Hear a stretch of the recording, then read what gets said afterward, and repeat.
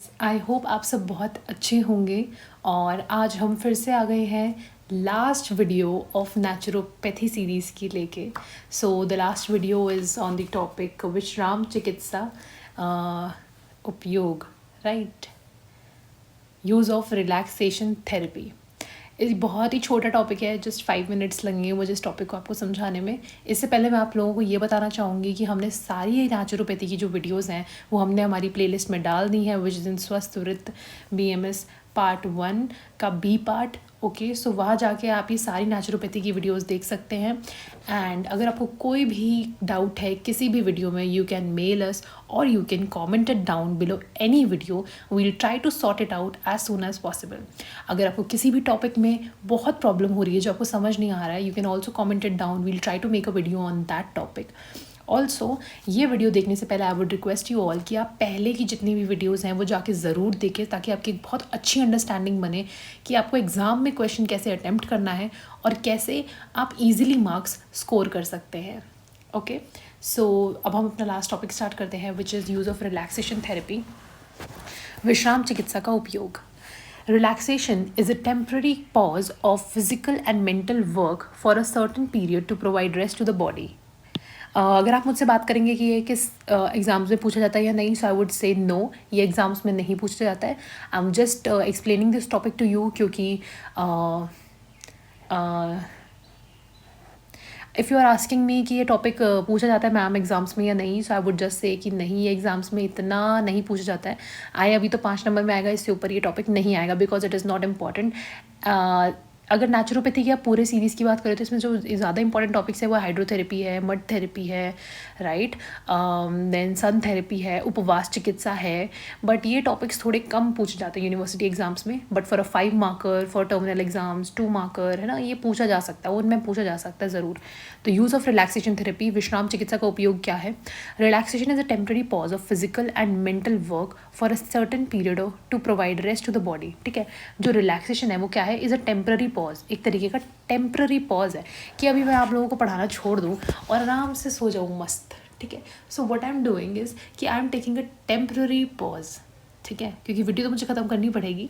So relaxation is a temporary pause of physical and mental work. ठीक है, मैं physically भी थोड़ा रेस्ट लूँगी और आप लोगों को पढ़ा रही तो मेरा मेंटली थोड़ा एंगेजमेंट रह रहा है, वो भी मेरा रिलैक्स हो जाएगा। ठीक है, तो relaxation is a temporary pause of physical and mental work for a certain period. ठीक है, for a certain period to provide rest to the body, ताकि मेरी बॉडी थोड़ा रेस्ट ले, and mind, for body and mind दोनों के rest के लिए ज़रूरी है।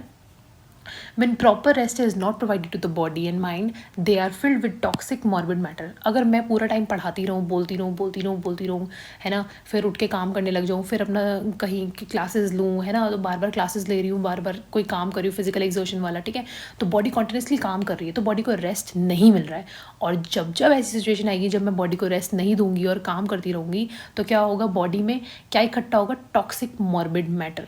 ठीक है, तो when proper rest is not provided to the body and mind, they are filled with toxic morbid matter and the person suffers from many disease. और इंसान को बहुत सारे डिजीज हो जाते हैं क्योंकि वो रेस्ट नहीं ले रहा होता है। Again the mind becomes restless, और जो माइंड होता है वो कैसे हो जाता है? रेस्टलेस हो जाता है, एंड द पर्सन बिकम्स इंसोम्निक। ठीक है, और जो इंसान है वो कैसा हो जाएगा? रेस्टलेस हो जाएगा, पागल जैसा हो जाएगा, उसको बेचैनी सी होने लगेगी, एंड इंसोम्निक, और उसे नींद ही नहीं आएगी। एक टाइम आएगा कि उसे नींद ही आनी बंद हो जाएगी।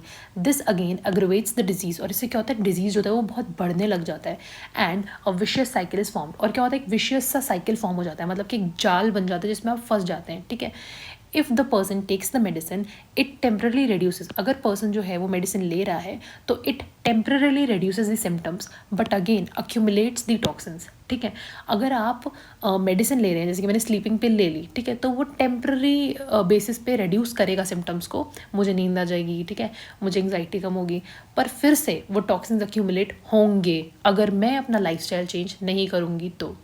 These toxins aggravate the disease later on, तो ये जो टॉक्सिन्स है ये डिजीज़ बना लेंगे बाद में, जब ये बढ़ जाएंगे, प्रकोप अवस्था हो जाएगी और डिजीज़ एग्रीवेट हो जाएगा। Therefore relaxation is necessary for maintaining health, इसके लिए रिलैक्स करना बहुत बहुत बहुत ज़रूरी है। हेल्थ को मेंटेन करने के लिए। And prevention of many diseases like insomnia, anxiety, letharginess of the body, GIT discomfort, hypertension, diabetes mellitus etcetera. ठीक है, तो आजकल अगर आप देखेंगे, I just want to speak 2 minutes on this topic, कि अगर आज आप देखेंगे तो लोग इतने ज़्यादा बिजी हैं अपने काम में, काम कर करके लोगों ने अपना स्टेटस ऐसा मेंटेन कर लिया कि अब वो काम छोड़ नहीं सकते हैं। ठीक है, और क्योंकि अगर काम छोड़ देंगे तो वो स्टेटस उनका रुइन हो जाएगा। ठीक है, तो काम करना एज अ नीड। ठीक है, सो अब वो काम के चक्कर में क्या होता है कि वो अपनी हेल्थ को सैक्रिफाइस कर देते हैं।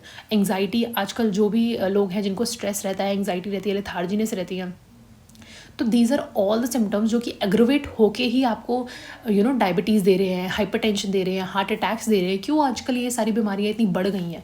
बिकॉज लोग अपना ध्यान नहीं रखते हैं, अपने आप को लोग सेकेंडरी रखते हैं। ठीक है, अपने हेल्थ को लोग सेकेंडरी रखते हैं, काम पहले रखते हैं, जबकि इट इज़ ऑलवेज कि आपको अपनी हेल्थ को फर्स्ट रखना चाहिए। Your health is the wealth, is the real wealth.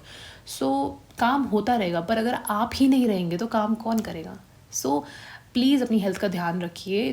This is to any one, जिसके भी फैमिली मेम्बर्स या फ्रेंड्स या एनी स्टूडेंट्स, अगर it is not a need, it is not a very need, तो आप please, जैसे लोगों को देखते हैं तो रात को काम करते हैं, जाग के नाइट आवर शिफ्ट दे रहे हैं, है ना, एक्स्ट्रा वर्क कर रहे हैं जो कि बॉडी नहीं कर पा रही है, फिर भी अपनी बॉडी को खींच तान के कर रहे हैं। तो please stop it, because ultimately आपकी हेल्थ बुरी तरीके से रुइन होने वाली है। आज नहीं हो रही, 3 महीने बाद होगी, 8 महीने बाद होगी, but it is gonna come. ठीक है, so please.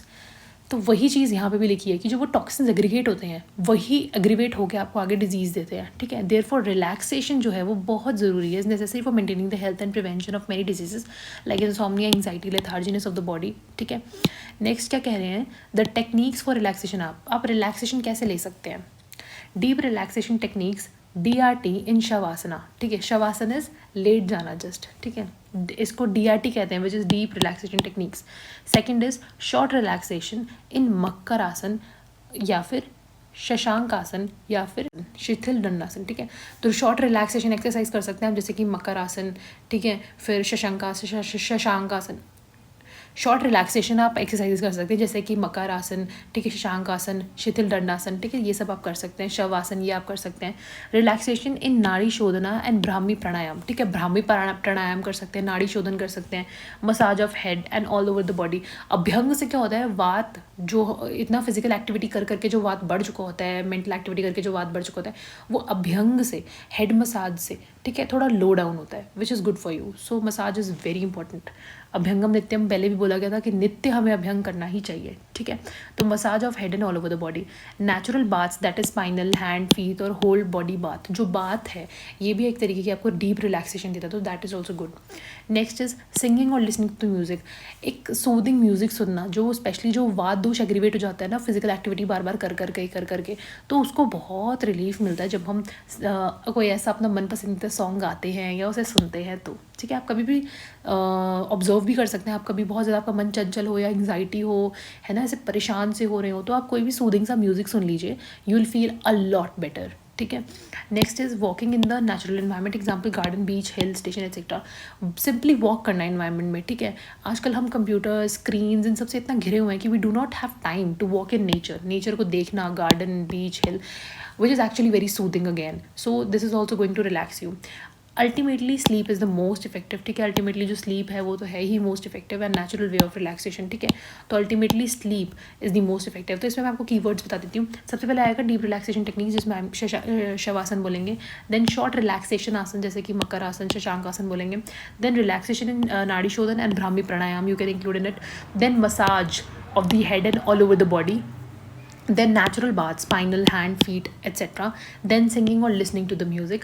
Then walking in natural environment. Then ultimately sleep तो है ही the star of the thing. ठीक है, तो इसमें हमने क्या पढ़ा, यूज़ ऑफ रिलैक्सेशन थेरेपी में हमने क्या पढ़ा कि रिलैक्सेशन जो है वो क्या है, एक टेम्प्रेरी पॉज है फिजिकल और मेंटल एक्टिविटी को एक सर्टन पीरियड के लिए, ताकि बॉडी को थोड़ा रेस्ट मिले। ठीक है, इससे क्या होता है कि जो टॉक्सिक मॉर्बिड मैटर जो इकट्ठा हो रहा है वो थोड़ा सा रिलीज़ होता है। अगेन माइंड बिकम्स रेस्टलेस, और जब माइंड रेस्टलेस हो जाता है और पर्सन जो होता है वो इंसोम्निक हो जाता है, इसका मतलब क्या है कि ये जो है ये डिजीज़ को एग्रीवेट कर रहा है। ठीक है, और एक ये विशियस साइकिल बन रही है।